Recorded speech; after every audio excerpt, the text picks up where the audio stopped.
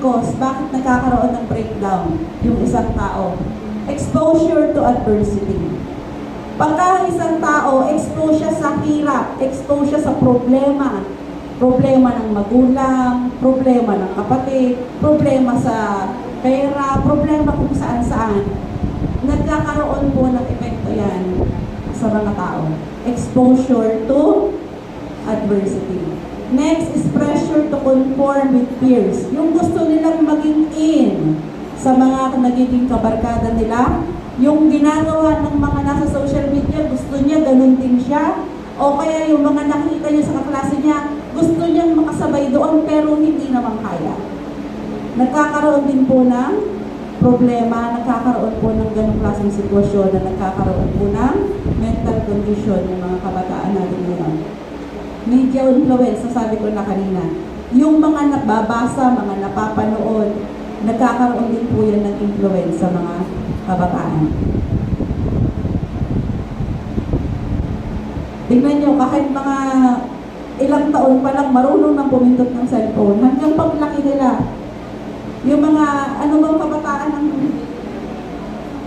yung edad ni Hana, yan, ni Lay, ni Ethan, lumaki na sa cellphone. So, marami na silang nababasa. Minsan po, kung ano yung nakikita nila, parang dapat ganito ang pamilya, dapat ganito ang magulang, dapat ganito ako, dapat ganyan. Marami silang influence na ginagawa ng media ngayon. Sexual violence. Pagka ang isang tao nakaranas ng sexual violence, maliit pa lang siya, kasama po yan sa nagiging cause ng problema. Pagka ako po ay nagre-register ng crime, ang dami po na victim ay bata, hindi lang sexual violence, pati pambubugtog, kung ano-ano. At hindi lang, at nakakalungkot, hindi lang basta victim, minsan kapwa kabataan, siya rin po yung suspect. Yung mga bata po natin ngayon, marami na po sa kanila na violente. Bullying. Pag nakaranas ng bullying, so wala naman siguro dito na nang bubully. Tama ba? At kung kayo man ay Kristiyano, hindi dapat ka rin ng bubully, di ba? Pero yung mga nakakasama mo sa labas, aware ka kung sila ay nagiging victim ng bullying, kasama po yan sa nagiging cause bakit nagkakaroon ng problema yung isang tao pagdating ng araw. Harsh parenting. Marami bang ano dito? Tinatamaan. Mga magulang na harsh po sa pagpapalaki ng kanilang mga anak. Yung over sa palo, over sa sigaw, over sa kung ano-ano. Harsh parenting, nagkakaroon din po ng breakdown ng mga bata pagka ganun klase ang parenting ng magulang. And discrimination. Kahit sa mga kabataan, discriminate nila pag ayaw nila, nakita lang nila, parang nagkakaroon po yun ng malaking epekto sa mga bata pag sila ay nadi-discriminate. So, ilan po yan sa mga survey ng World Health Organization, 10 to 19 years old. Marami po dyan nagsusuicide. Marami po dyan, 13% global population merong mental disorder. Ganun po kadami ang nagiging effect nung mga sinabi natin kanina sa mga kabataan natin ngayon. At isa pa, suicide is the fourth leading cause of death among 50 to 29 years old. Sino dito ang 15 to 29 years old? Lampas ang kanilang pastor. Yung ganyang klaseng edad, medyo delikado po yan. Ingatan po natin yung mga kabataan natin ng mga ganyang klaseng edad. Dahil marami po dyan, pagka hindi nila nakayanan yung mga nabanggit natin nung una, maaaring mag-lead sa suicide. Kakaawa naman. Marami na rin tayong nabalitaan na estudyante na ganyan po yung kinahantungan nila. So, balik po tayo. So, ano yung mga mental health disorder ng mga kabataan ngayon? Next. Pag-usapan po natin yung emotional. Ito po, emotional disorder, behavioral disorder, eating disorder, psychosis, suicide and self-harm, saka risk-taking behavior. Ayan po kalimitan yung mga nangyayari sa mga bata natin ngayon. Ano ba pag sinabi natin emotional disorder? Pag sinabing emotional disorder, yan po papasok yung may problema sa bipolar, may problema sa depression, may problema sa anxiety. Pag sinabi nating anxiety, pagka ang isang tao ay nagkakaroon ng excessive worry, dumadaan sa punto na parang sobrang panic ka na, that is anxiety. Halimbawa, wala ka namang dapat ikapanik, tumunog lang yung cellphone mo, nangangatal ka na. Naku, may maniniyog na naman. Nagkakaroon ka na, nagpapanik attack ka na, wala ka pa nga kinakausap, nagpapanik ka na. O kaya naman, makikita natin sa isang tao na merong anxiety, ina-isolate niya yung sarili niya sa ibang tao. Yung sinasabi ko sa inyo kanina, merong isolation na pinipili lang niya yung grupo kakausapin niya, pero yung ibang grupo ayaw niya doon. Ang ibang klaseng isolation yun. At merong isolation naman na talagang kahit sino ayaw niyang kausapin, lagi lang nakakulong sa kwarto.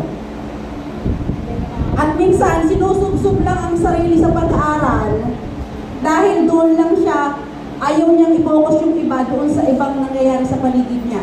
Kaya kung hindi yan masipag sa pag-aaral, ayaw mag-aral. Ayaw niyang makihalubilo sa kapwa. Tapos, nagkakaroon po yan ng yung mabilis ang tibok ng puso, laging binabangungot, laging natutulala. Tapos po yung parang nanginimay na yung katawan niya. That is anxiety. Pag sinabi namang depression, mood disorder to. Ano yung mood natin? Baka ang palaging mood mo, laging sobrang kang malungkot. Parang pakiramdam mo, nag-iisa ka lang sa mundo. Yan. Kalimitan po dito, ayan po yung mga nangyayari sa may mga nade-depress. Bigla na lang nagbabago yung mood ng isang tao. Masaya ka, mamaya bigla ka na lang malungkot. Diba? Nagso-social withdrawal ka, nawawala ka. At pag lalo kang lumalayo, lalo kang madidepress at lalo kang mababaon doon sa iyong emotional disorder pag lalo mong inilalayo ang sarili mo sa iba. Pag sinabi naman natin behavioral disorder, ito yung may mga ADHD, saka may mga conduct disorder. ADHD, Attention Deficit Hyperactivity Disorder. Kalimitan po ng may ADHD, sobrang malipot, na hindi alam kung ano yung, hindi nila iniisip yung magiging consequence ng kanilang kinikilos. Basta galaw lang siya ng galaw na hindi iniisip na pwede siyang masaktan o kung anong pwede mangyari sa kanya. Yung isip niya, ang dapat ng gumugulo sa isip at minsan sobrang madaldal. Yung daldal ka ng daldal kahit wala kang kausap. Wala naman nakikinig sa'yo pero salita ka ng salita. Or, baliktad. Hindi ka naman merong iba naman, hindi naman nagsasalita. At yung lagi naman parang hindi nakikinig at parang laging tulala. Pareho rin ADHD or both. ADHD. Pag sinabi naman natin conduct disorder, pero ito yung mga destructive behavior, yung mga nananakit na, nangahampas, na pag hindi natin naagapan sa mga bata, pwedeng maging, pwedeng ito maging isang criminal behavior pagdating ng araw. Ito yung mga emotional disorder. Ano pa? Mayroong eating disorder. Sa eating disorder naman, meron yung slide. Sa eating disorder naman, alam nyo na yung sobrang kagustuhang pumayat, hindi na kumakain. Ang tawag doon ay anorexia. Yan, tingnan nyo, butok pa lang na. Ganun siya dati, tapos nung nagkaroon siya ng anorexia, ganun ang itsura niya. Si Eugenia Cone. Ang bulimia nervosa naman, gusto mo kumain ka ng kumain, tapos dudukitin mo yung lalamunan mo para isukat at na kinain mo. Dahil ayaw din tumaba. So, parehong disorder. Maraming namamatay po dyan. Eating disorder. Ano pa? Psychosis. Narinig niyo na yung psychosis? Yung nag-hallucinate saka nag-delusion. Hindi na alam ang pagkakaiba ng realidad doon sa hindi realidad. Kalimitan mga nagkakaroon ito ng, sabihin na natin na iba ng mga pinagagawa kasi akala nila may multo, wala namang multo. O kaya may monster, hindi naman pala monster. Pinaghahalo niya na yung reality sa hindi reality. Psychosis. At ito, isa din sa mga disorder na meron ng mga tao, pagka ang isang tao po ay nagse-self-harm. Self-harm. Sinasaktan ng sarili, not intention na mamatay. Sasaktan lang niya ang sarili. Kasi pag sinasaktan niya ang sarili, halimbawa sinusunog niya, pinapaso niya ang sarili niya, sinusuntok niya ang sarili niya, hinihiwa niya ang sarili niya, ginaganyan, naglalaslas dito, naglalaslas dito. That is self-harm. Bakit ginagawa minsan yun ng mga tao? Nagse-self-harm sila kasi yung parang ang gusto nila, yung nangyayari sa paligid nila, sa kanila mangyari. O kaya may maramdaman silang, hindi natin alam, yung sobrang sakit, gusto nila, saktan nila ang sarili nila. May problema na po yun, behavioral, kasama na po yun sa isang disorder, mental disorder. At isa pa, yung iba nga ay naglilid ito sa suicide. Yung iba, pagka hindi na umabot doon sa, kumbaga nawala na talaga ng hope. Yun, kakaroon po ng mga suicide. Isa pa po, siguro kalimitan ko sa mga lalaki, yung mga risk-taking behavior.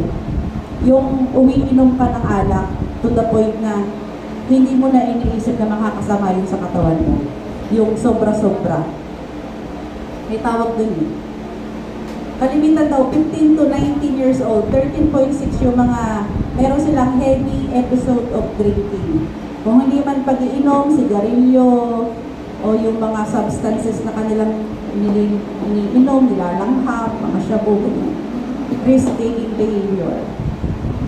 Or sexual, risk-taking activities ang ginagawa. Kasama po yan sa mga mental disorder na nangyayari sa panahon natin ngayon. Aware po ba tayo? Ayan po ay inilalatag sa atin, mababasa natin yan, hindi para gawin natin. Hello? Tayo'y Kristiyano. At bilang Kristiyano, gusto ng Panginoon, ikaw yung magsilbing ilaw at asin doon sa mga tao na nasa paligid mo. And that is the kind of people na nakakasalamuha natin araw-araw. Hindi natin alam kung sino sa kanila yung nag-a-undergo na pala ng ganyang klaseng sitwasyon. At ano ka bilang Kristiyano para gawin mo yung part mo sa nangyayari sa paligid natin ngayon. Tama ba? Sabihin mo sa katabi mo, merong purpose bakit ka dinala ng Diyos dito. Yung mga tao po na nagkakaroon ng ganyang klaseng problema, bagaman tayo din dati ay nakaranas ng ganyan, pero may dahilan po ang Diyos bakit ka nakalampas sa ganong klaseng sitwasyon. And that is to help other people na mga nakakaranas din po ng mga problemang pinagdaanan natin dati. Why God would allow that kind of pain na maranasan ng tao? Kung totoong may Diyos, bakit niya hinahayaan na masaktan ako ng ganito? Kung totoong Diyos, totoong may Diyos, bakit nangyayari ito sa paligid ko? Bakit ganito kasama yung magulang ko? Bakit ganito kasama yung mga tao sa paligid ko? Bakit ganito nangyayari sa buhay ko? Minsan po, maraming mga tanong na ganyan na hindi po nila kayang sagutin dahil hindi pa na-share sa kanila ang salita ng Diyos. At ikaw naman, na nasa iyo na yung salita ng Diyos, ikaw yung dapat magbigay ng pag-asa dun sa mga tao na magkakaroon ng ganyang klaseng tanong sa isip nila. Why would God allow such thing to happen to them? Or bakit nila kailangan maka-experience sa ganong klaseng pagsubok? 1 Peter 1:7 para sa ating mga Kristiyano. So that the proven genuineness of your faith of greater worth than gold, which perishes even through the refined by fire, even though refined by fire, may result in praise, glory, honor when Jesus Christ is revealed. Katulad po ng ginto, kailangan nating matarang sa apoy. Hello? Bakit Kristiyano na ako, nakakaranas pa rin ako ng sakit? Bakit Kristiyano na ako, nakakaranas pa rin ako ng pagsubok? Akala ko ba pag Kristiyano na ako, maganda, masaya na lahat? May mga umaawit pa nga, ang buhay ng Kristiyano ay masayang tunay. Eh bakit hindi naman masaya? Minsan po, kailangan pag nag-share tayo, iparealize din po natin doon sa mga taong sinishare natin, hindi laging masaya. Kundi, kung dumanas ka man ng problema, alam natin na merong kaagapay tayo at may tutulong po sa atin. And that is Christ. Amen? Na kung dadaan man tayo sa ganong klaseng pagsubok, alam natin kung anong sasabihin sa kanila. Dinadalisay ka lang ng Diyos na parang ginto. The more na ikaw ay dinatarang sa apoy, the more na napupurify yung iyong puso. At the more na napupurify ka, ang ginto lalong lumalambot. Hello? Malleable. Nahuhulma sa nais ng Diyos. Dahil pagka ikaw ay matigas, paano mahuhulmahin ng Diyos? Kaya ikaw dinatarang sa apoy para lumambot ka. Hindi ka lang ma-purify, kundi para marunong kang sumunod sa Kanya. Amen? Kaya minsan po, yung mga pagsubok na dumadating sa buhay natin, hindi ibig sabihin hindi tayo mahal ng Diyos. Sabihin mo, lalo kang minamahal ng Diyos. Lalo kang minamahal ng Diyos. Hindi ibig sabihin may problema, ang laki ng kasalanan mo. Minsan, kaya ka may problema kasi gusto ng Diyos, palambutin niyang ulo mo. Amen? Minsan lang, gusto talaga ng Diyos na tayo ay maging masunurin sa Kanya. At the more na maging masunurin ka sa Kanya, mas lalo Kanyang gagamitin for His glory. Amen? Tayo po. Ito po, papunta na po tayo sa number 2. Etong kwento na to ni David, balik tayo sa context ng binasa natin. Etong si David, nung nasa panahon siya ng King of Adullam, mababasa po natin yan dito sa 1 Samuel chapter 22. Dahil nung panahon, sa chapter 21 ng 1 Samuel, alam niyo naman na siya ay gustong patayin ni Saul, tama ba? Dahil sinasabihan ng mga tao si David, si Saul na, si Saul, Haring Saul pumatay ng daan-daan. Si Haring David pumatay ng libo-libo. Kaya nagalit at nagselo sa kanya yung Haring si Saul at gusto siyang patayin ng Haring Saul. Amen? Although nung time na yun, anointed na siya na as last king. Pero hindi niya ginagalaw si Saul dahil alam niya, meron pa rin ibinigay sa kanya ang Diyos. At hindi niya dapat gantihan. Pero si Saul gusto siyang patayin, hinahabol siya. Minsan po sa sobrang problema, sa sobrang nating pagtaka sa problema, nakakapunta tayo doon sa lugar na pwede pala natin ikapahamak. Alam niyo kung saan napunta si David sa paghabol sa kanya ni Saul? Napunta siya doon mismo sa lungga ng kaaway niya.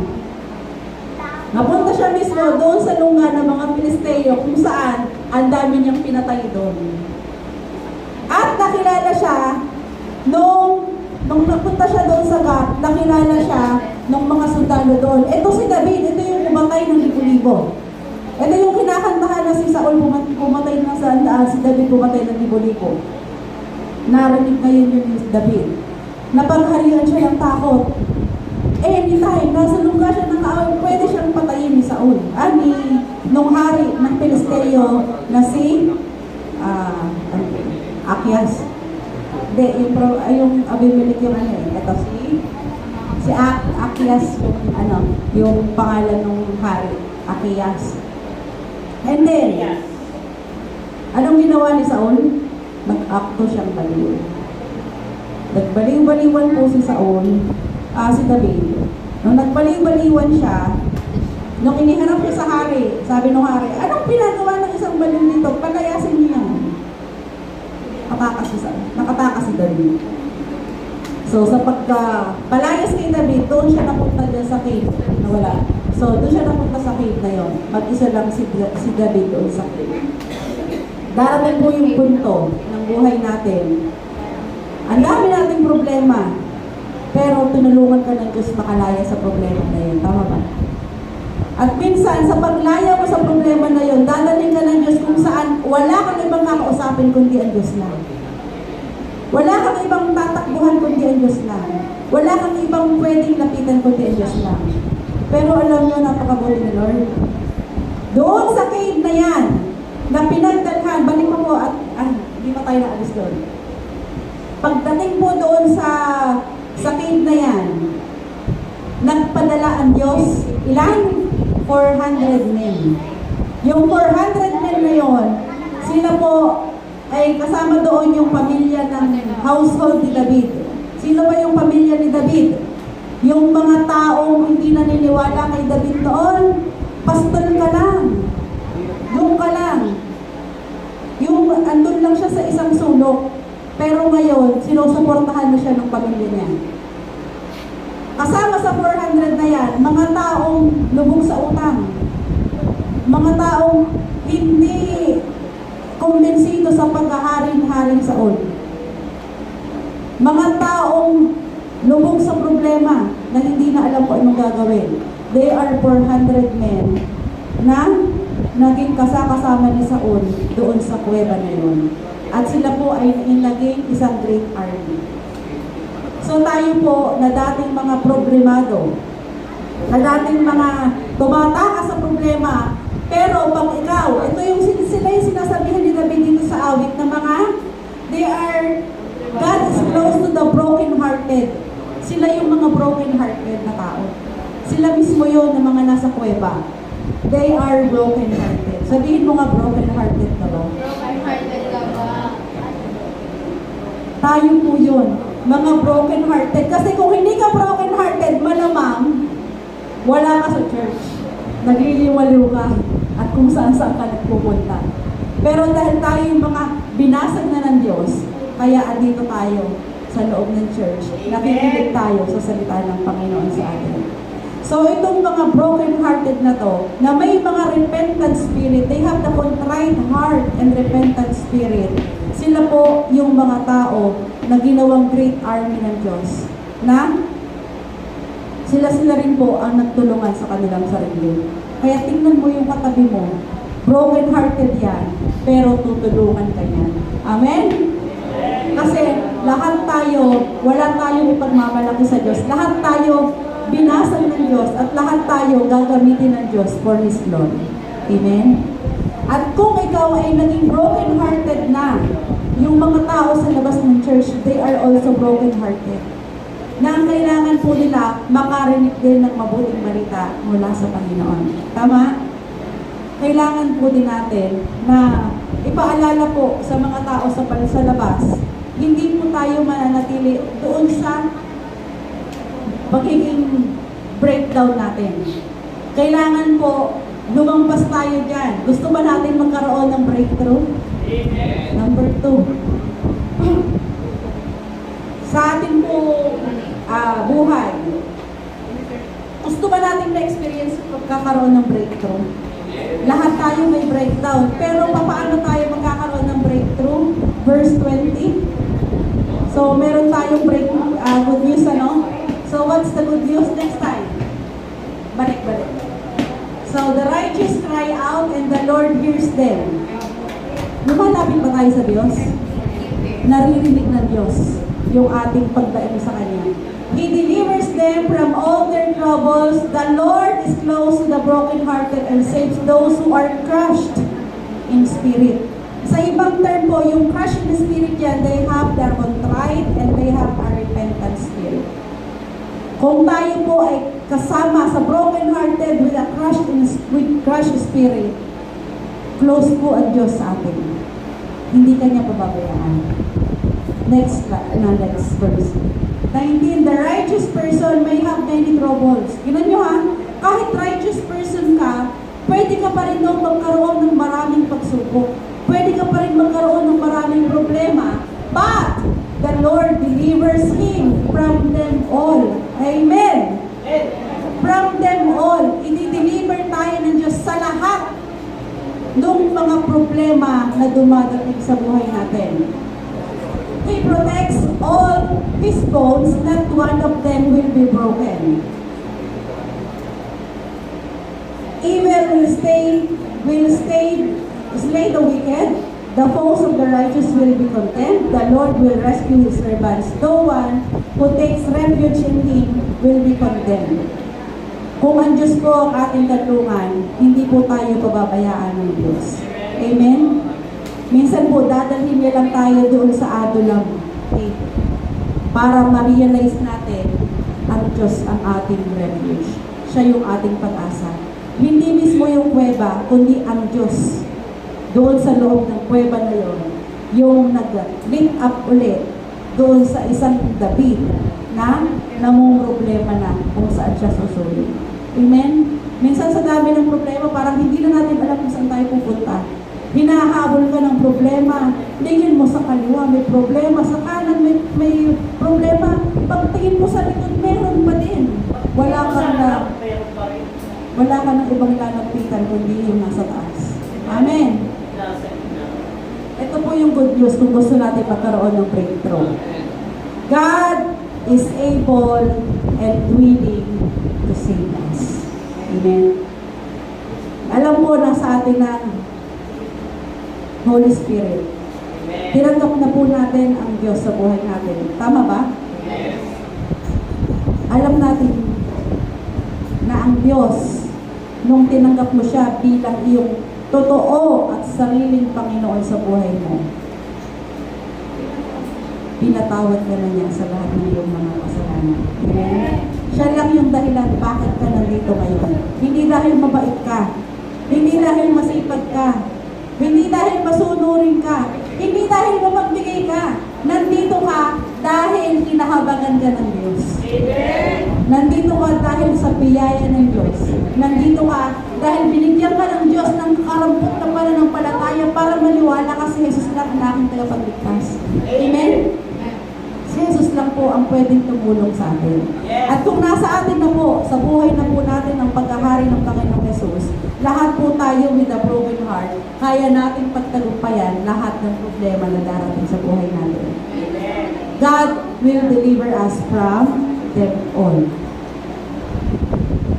To fully enjoy that breakthrough, alam niyo kung anong dapat natin gawin?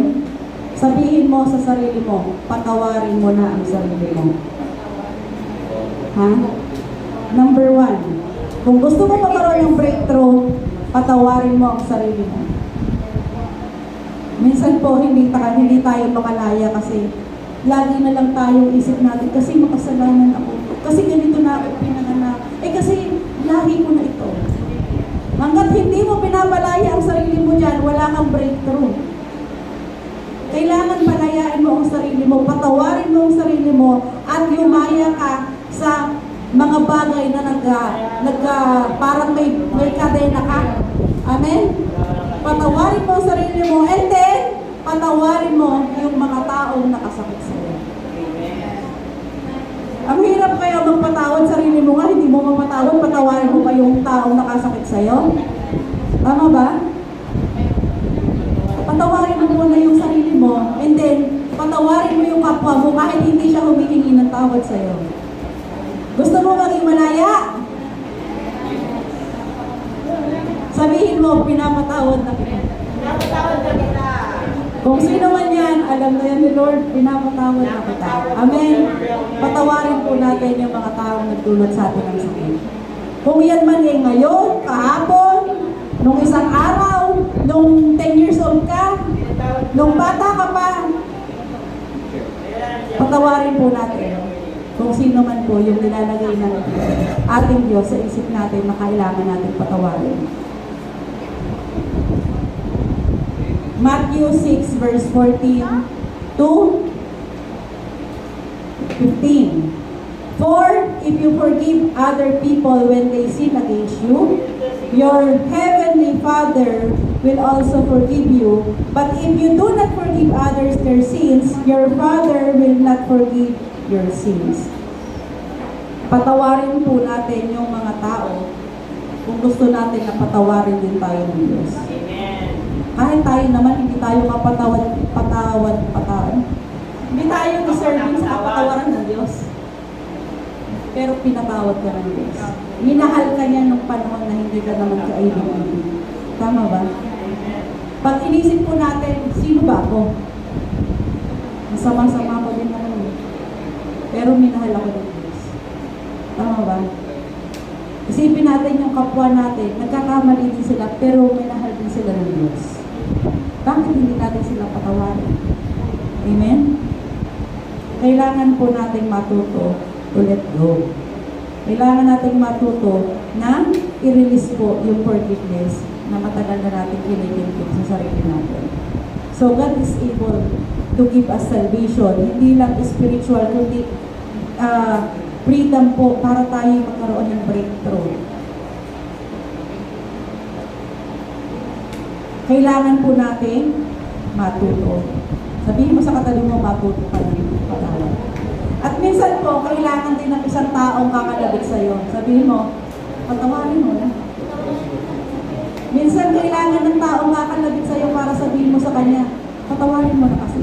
Tawarin mo kasi. Ha? Minsan kasi, hanggat wala akong nadidinig, ayaw mong patawarin yan. Pero minsan gagamitin ka ng Diyos yun sa taong katabi mo para magpatawad siya.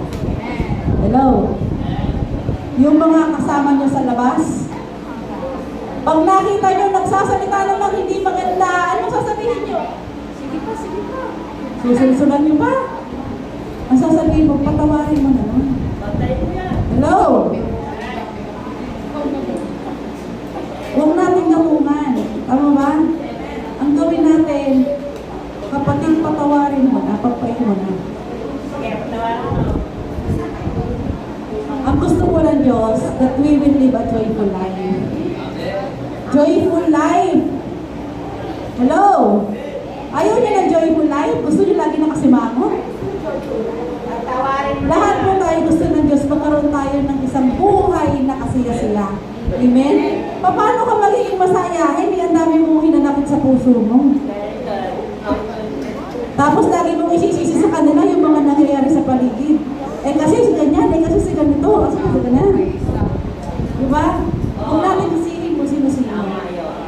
Kailangan natin magkaroon ng isang mapayapang, magkaroon tayo ng isang panatag na isip at masayang buhay. Tama ba? Kung ang iksi-iksi lang ng buhay, kung ito magpapa-ewan-ewan pa, baka hindi mamatay nang hindi mo nararanasan yung kasiyahan sa buhay. Amen? Amen. Isaiah 40 verse 29, He gives strength to the weary and increases the power of the weak. Kung alam mo, para pang nanghihina ka, huwag kang mag-alala. Tutulungan tayo ni Lord. Siya magbibigay sa atin ng lakas para magawa natin yung mga pinapagawa niya sa atin. Kasi hindi naman lang tayo may gusto eh. Ang Diyos na may sabi na magpatawad ka na. Tama? Forgive them, sabi ng Diyos. Kahit ayaw mo, sabi ng Diyos, magpatawad ka. Psalm 34 verse 19, yung binasa po natin kanina, i-deliver po tayo ng Diyos sa lahat ng mga problema na dumadating sa buhay natin. The righteous person may have many troubles, but the Lord delivers him from them all. How to experience breakthrough? Anong pwede natin gawin? Prayer. Huwag mong kalimutang manalangin. Magkaroon ng Bible study. Nagbabasa ba tayo ng Bible? Hindi lang basta, kundi Bible study with prayer. Siyempre, application. Scripture memorization. Muli-mulihin mo yung mga pangako sa iyo ng Diyos. And magkaroon po tayo ng support group, care group. Kaya mahalaga meron tayong care group. Kumusta na ba ang ating mga care group?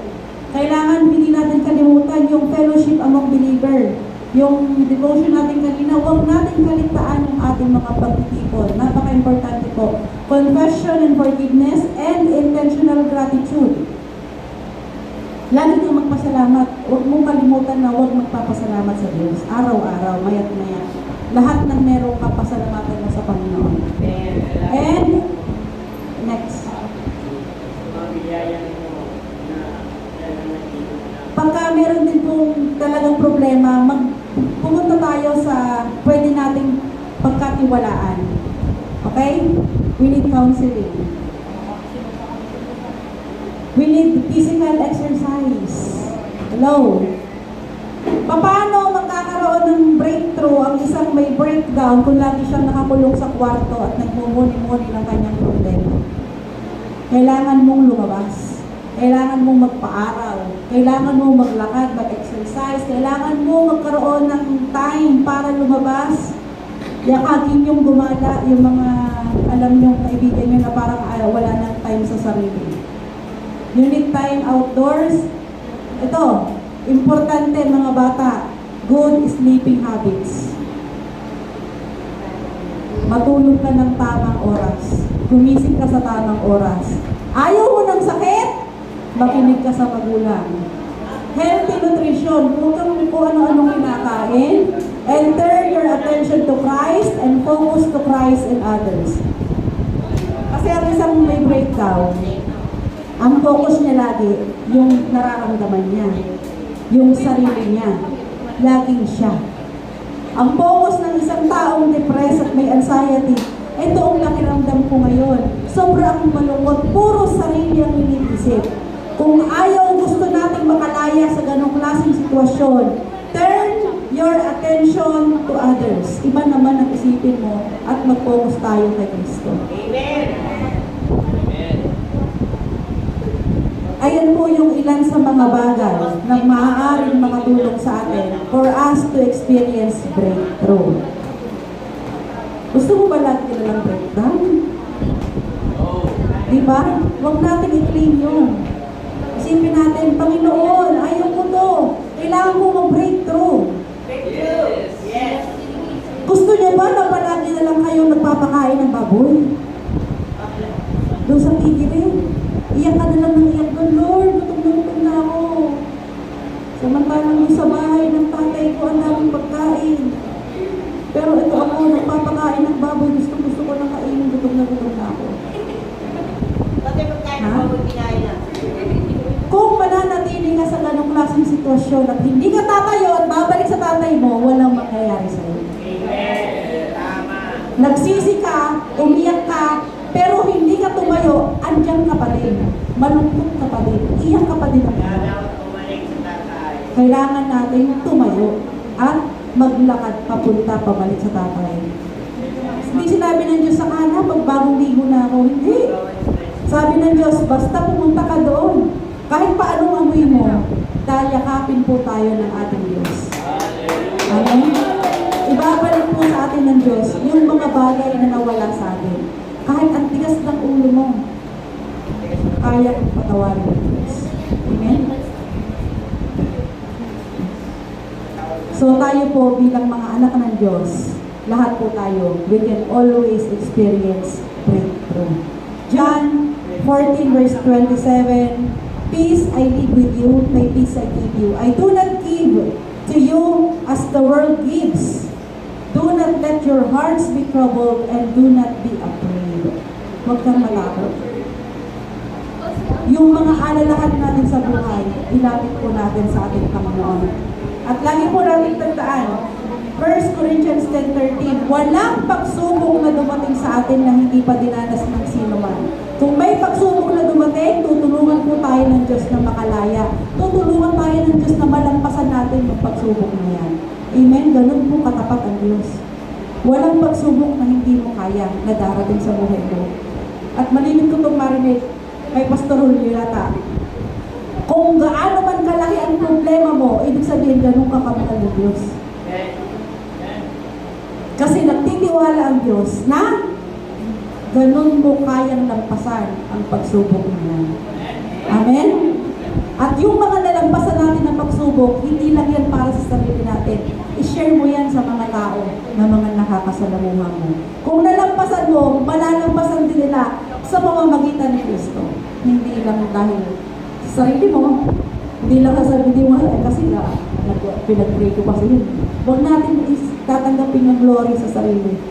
Lagi natin ibibigay sa Panginoon. Sa Kanya lang lahat ng glory. Amen.